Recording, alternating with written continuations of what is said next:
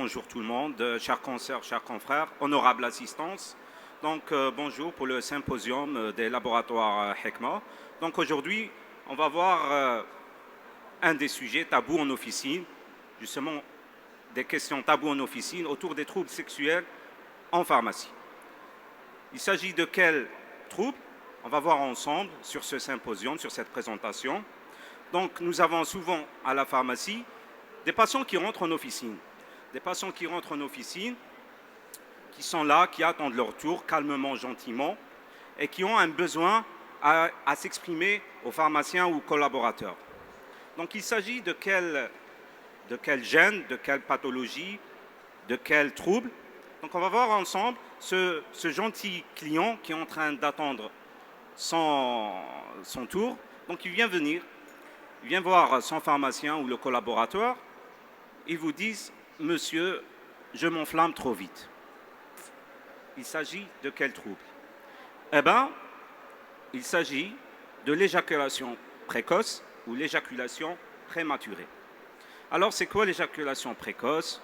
Ce trouble qui revient souvent en officine, et généralement, c'est des patients qui en souffrent au quotidien, mais on va voir la définition, les symptômes, les causes et quelle sera la solution.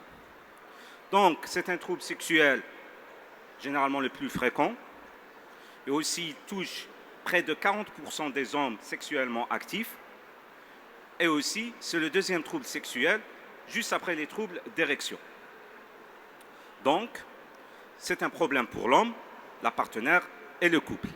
Donc, de là, ce patient qui vient en officine, et généralement c'est une population masculine qui n'expose pas souvent son problème. Donc, il touche vraiment 40% des hommes sexuellement actifs. On va voir la définition de cette éjaculation précoce ou prématurée. Alors, il y a plusieurs définitions. Il y a des définitions subjectives par rapport au patient lui-même. Il y a aussi des définitions entre guillemets sociales et aussi, bien sûr, il y a les définitions médicales. J'ai pris la définition médicale de l'Association pour le développement et l'information de la recherche sur la sexualité, ADIRS. Donc, selon la définition médicale, il s'agit en effet d'un trouble d'éjaculation persistant ou répété lors des stimulations sexuelles minimes, avant, pendant ou juste après la pénétration, et avant que le sujet ne souhaite éjaculer, c'est-à-dire avant la satisfaction personnelle. Donc, pour parler d'éjaculation précoce, ce phénomène doit être permanent ou fréquent depuis au moins 6 mois. On va voir pourquoi depuis au moins 6 mois, parce qu'il y a des fois certains paramètres temporaires, par exemple un stress, par exemple une prise d'un médicament dans un temps bien défini. Mais là, c'est-à-dire la définition médicale, il faut que ce trouble soit permanent ou fréquent au moins 6 mois. Donc, on distingue 2 grands types d'éjaculation précoce ou prématurée. Donc, on a 2 types, l'éjaculation primaire, qui est innée, ou bien l'éjaculation secondaire, qui est acquise. Alors, pour l'éjaculation primaire, elle est très rapide et quasi systématique depuis le début de la vie sexuelle de l'homme. Donc, elle a tendance à persister tout au long de la vie chez 70% des hommes et peut même s'aggraver avec le temps. Donc, elle concerne environ les 2/3 des hommes qui souffrent d'éjaculation prématurée.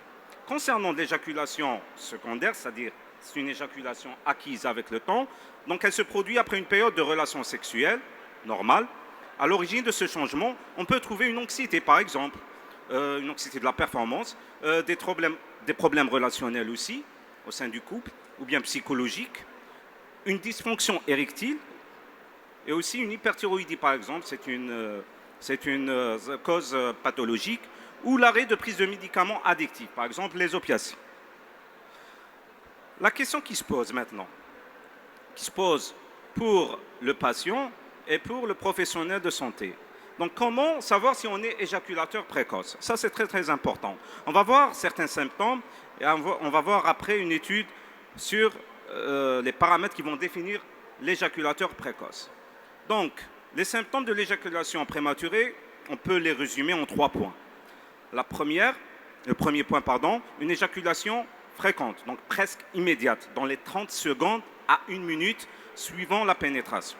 Aussi, une difficulté à prévenir l'éjaculation pendant les rapports sexuels ou toute autre activité sexuelle. Ou bien un sentiment de déception, d'anxiété ou d'insatisfaction sur leur performance sexuelle et donc une éviction de leur activité sexuelle potentielle.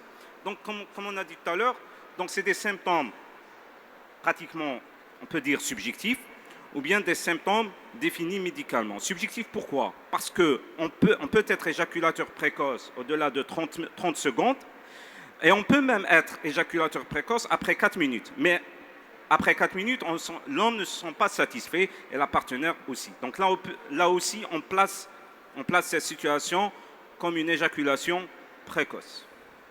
Alors, donc la plupart des temps, les médecins diagnostiqueront un patient souffrant d'éjaculation précoce s'il a un ou plusieurs de ces symptômes cités ci-dessus.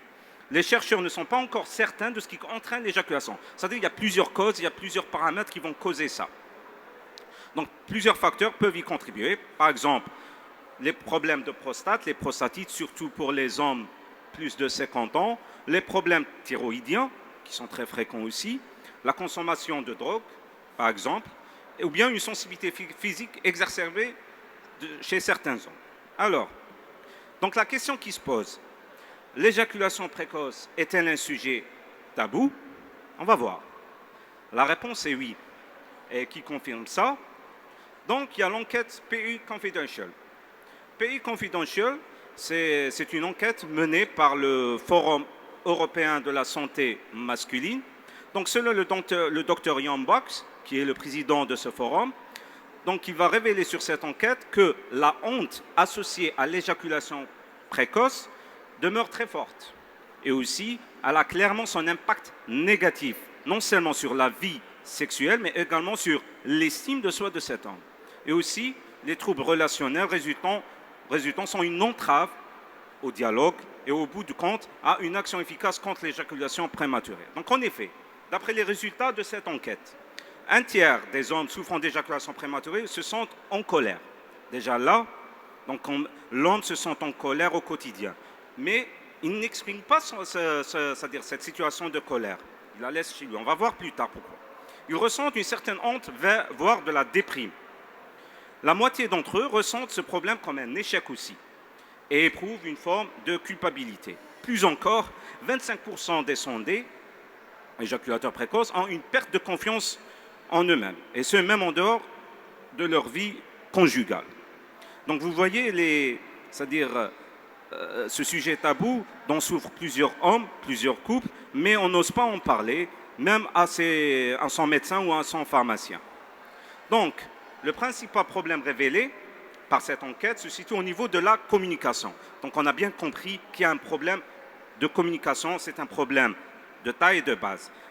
Donc 50% des éjaculateurs précoces sondés n'ont jamais parlé avec même leur partenaire. Donc vous imaginez les conséquences de ce manque de communication. Et 70% de leurs partenaires non plus. Donc malgré les conséquences néfastes, 66% des hommes concernés et 81% des femmes n'ont jamais recherché d'informations sur le sujet. Et quand ils le font, c'est majoritairement sur Internet. Donc on n'ose pas parler à son professionnel de santé, ni au médecin traitant, ni à son pharmacien. Donc, loin devant les professionnels de santé, justement sur cette étude, on révèle que seulement un homme atteint sur 10 en a discuté avec un professionnel. Donc vous imaginez le manque de communication flagrant sur ce sujet avec les professionnels de santé sans parler à d'autres personnes. Donc, la question qui se pose, anticipent-ils une réponse embarrassée de leur médecin ou pharmacien? Si c'est le cas, voilà un chiffre qui devrait les rassurer. 90% des professionnels de santé se déclarent capables de parler sans tabou de l'éjaculation précoce avec leurs patients. Ça, c'est très important. Donc, ça va rassurer cette tranche, cette population masculine, ça va les rassurer par rapport à ce trouble qui leur gêne au quotidien et qui a des actions néfastes, des conséquences, on peut dire, graves sur la vie conjugale. Maintenant, est-ce qu'il y a des solutions pour retarder l'éjaculation? Est-ce qu'il y a des solutions pour trouver solution à ce problème? La réponse est oui. D'abord, il y a la thérapie psychocomportementale, et ça, Ça, c'est un autre sujet. On aura l'occasion de le développer dans des occasions à venir. Et aussi, il y a une deuxième solution qui est le traitement médicamenteux. Donc, on va voir sur notre présentation la deuxième solution qui est la solution pharmacologique. Donc, un certain nombre de médicaments, auparavant bien sûr, est utilisé par les cliniciens pour contrôler l'éjaculation précoce, parmi lesquels les antidépresseurs ou les anesthésiques locaux, les topiques. Mais ces médicaments n'ont pas d'autorisation de mise sur le marché dans cette indication. Je m'explique. Il y a certains antidépresseurs, les inhibiteurs sélectifs de la recapture de la sérotonine, à travers l'utilisation de ces molécules pour lutter contre la dépression, on a remarqué certains effets secondaires. Parmi les effets secondaires remarqués, c'est-à-dire un retardement de l'éjaculation. De là, certains chercheurs ont travaillé sur cet aspect, sur cet, à vrai dire, entre guillemets, effet secondaire, et ont développé des molécules pour traiter cette éjaculation précoce. Alors, parmi ces molécules, d'ailleurs, pas parmi, c'est la seule, depuis 2013, c'est la dapoxétine, commercialisée en Algérie sous le nom de Durjoy des laboratoires Hekma. Donc, cette molécule a reçu une AMM, une autorisation de mise sur le marché, dans le traitement de l'éjaculation précoce chez l'homme âgé de 18 à 64 ans. On va voir la différence entre la dapoxétine et les autres molécules. Alors, le nom commercial, c'est Durjoy. La DCI, la dénomination commune internationale, c'est la dapoxétine. Alors, l'indication, par contre, là, ici, le Durjoy a une indication bien spécifique, c'est-à-dire une AMM bien spécifique dans ce cas. Traitement de l'éjaculation prématurée chez les hommes adultes de 18 ans à 64 ans. Donc, Durjoy fait partie des inhibiteurs sélectifs de la recapture de la sérotonine, mais on va voir plus tard pourquoi la différence entre la dapoxétine et d'autres molécules. Bon, Durjoy est disponible sur deux dosages, le 30 mg et le 60 mg, on va développer plus tard. Donc, juste un rappel du mécanisme d'action de la sérotonine. Donc, la sérotonine, on va recapturer la sérotonine, on va stimuler l'action modulatrice des centres cérébraux de l'éjaculation. Donc, on va inhiber le réflexe d'expulsion éjaculatoire. Du coup, on va retarder l'éjaculation. Maintenant, on va voir pourquoi la dapoxétine et pas d'autres molécules dans la même classe thérapeutique. La réponse, elle se résume en 2 points. Le premier point, c'est l'absorption rapide avec des concentrations plasmatiques, un Cmax environ 1 à 2 heures. Chez les autres inhibiteurs sélectifs de la recapture de la sérotonine, nous trouvons des Cmax plus longs. C'est le premier point. Aussi, chez les autres molécules, on trouve une prise au quotidien. Par contre, chez la dapoxétine, au besoin. Et aussi, un deuxième point qui est très très important, une élimination rapide par voie urinaire. Cette élimination rapide, elle a un taux de presque 95% en 24 heures. Chose énorme. Et du coup, par rapport à ces 2 paramètres, on a placé la dapoxétine, on a donné l'indication de la dapoxétine sur cette situation. C'est pour ça qu'elle n'a pas un effet antidépresseur par rapport à d'autres molécules sur la même classe thérapeutique. C'est par rapport, donc il faut retenir ces 2 points, par rapport au Cmax et par rapport à l'élimination rapide. Donc, le mode d'utilisation, donc là, il existe 2 dosages, le 30 mg et le 60 mg. Donc, il faut commencer par la dose d'initiation recommandée qui est le 30 mg, à prendre 1 heure à 3 heures avant le rapport sexuel programmé. Donc, la prise elle ne doit pas dépasser un comprimé, c'est-à-dire un comprimé de 30 mg par 24 heures, et aussi une administration pendant ou en dehors des repas, donc il n'y a pas de souci. En cas de réponse insuffisante due à plusieurs paramètres, donc on peut augmenter la dose à 60 mg seulement en absence d'effet indésirable à la dose de 30 mg. L'effet indésirable le plus répandu, c'est des nausées, mais qui sont très légers. Alors, sur cette étude, on revient pourquoi la dapoxétine, on va voir pourquoi la dapoxétine va améliorer significativement le temps de latence intervaginale. Donc, il y a une étude qui s'appelle YELT.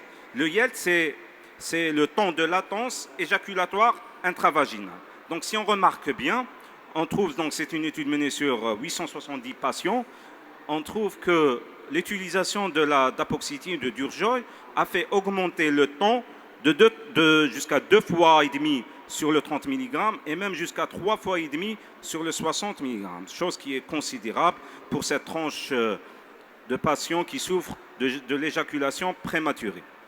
Donc, la conclusion sur cette étude, on peut dire que la dapoxétine est efficace contre le traitement de l'éjaculation précoce chez les hommes adultes. Et aussi, on va voir pendant quel temps. Donc, le contrôle de l'éjaculation a fait augmenter la satisfaction des rapports sexuels, que ce soit chez le patient et même chez le couple. Donc, au bout de 4 semaines, on a une augmentation de satisfaction de plus de 40% et 12 semaines de traitement jusqu'à 60%. Donc, pour les partenaires, on aura une augmentation de la satisfaction des rapports sexuels, donc vous imaginez jusqu'à 78%. Donc là, le Durjoy et la dapoxétine nous donnent une solution, à un phénomène, c'est-à-dire à une situation très gênante et dont on n'en parle pas. Et du coup, ça va donner solution à plusieurs cas d'anxiété, plusieurs cas de colère au sein de la vie conjugale et au sein du patient lui-même. Bon, on a cité que les inhibiteurs de la récapture de la sérotonine, vous allez poser la question, est-ce qu'il y a un effet de sevrage? On va voir un point comparatif. On sait tous que l'arrêt brutal des inhibiteurs sélectifs de la recapture de la sérotonine administrés à long terme dans le traitement des troubles dépressifs chroniques a montré qu'il provoquerait des symptômes de dysphorie, d'irritabilité, d'agitation, beaucoup de syndromes et beaucoup d'effets secondaires ou de troubles sensoriels. D'anxiété, même de confusion, des céphalées. Par contre, l'utilisation de la dapoxétine, on a vu pourquoi elle est indiquée dans cette situation, car le Cmax, il est très rapide et l'élimination, elle est très rapide. Donc, une étude clinique en double aveugle menée chez les sujets souffrant d'éjaculation précoce, qu'on l'a vu auparavant, est conçue pour évaluer les effets du sevrage après administration d'une dose de dapoxétine de 60 mg quotidiennement suivant les besoins pendant 60 jours, a révélé de légers symptômes de sevrage. Est-ce qu'il y a des contre-indications?